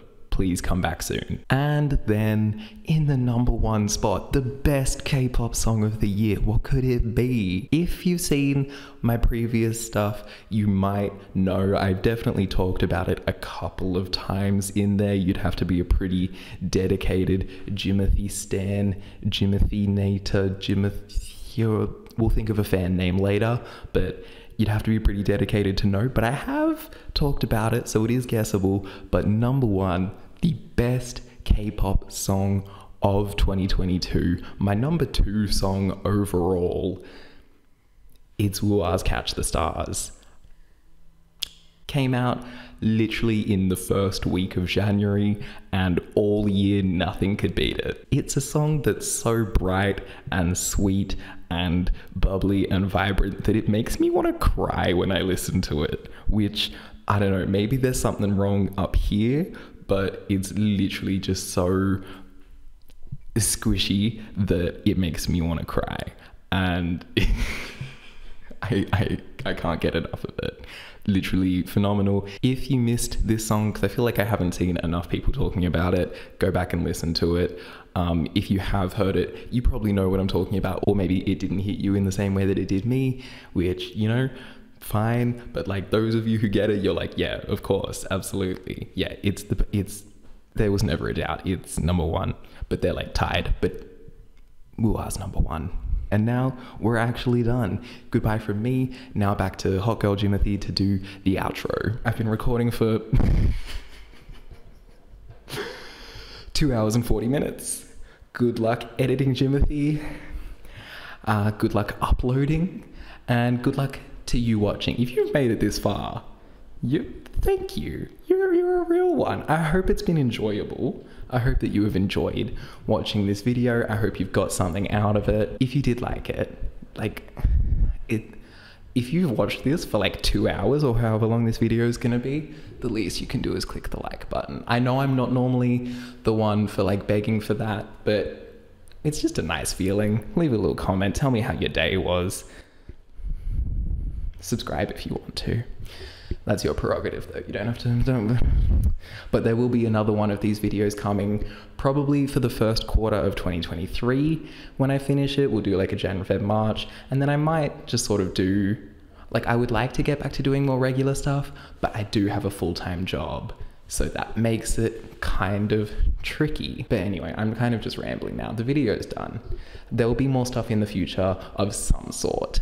I can't promise what, and I can't promise how often, but there'll be something, so stick around. Anyway, I have been Jimothy. Thank you very much for watching.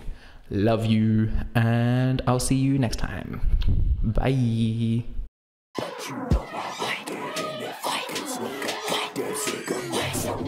Everybody in the club, put your cigs up. Put your cigs up. I'm sucking this thing like a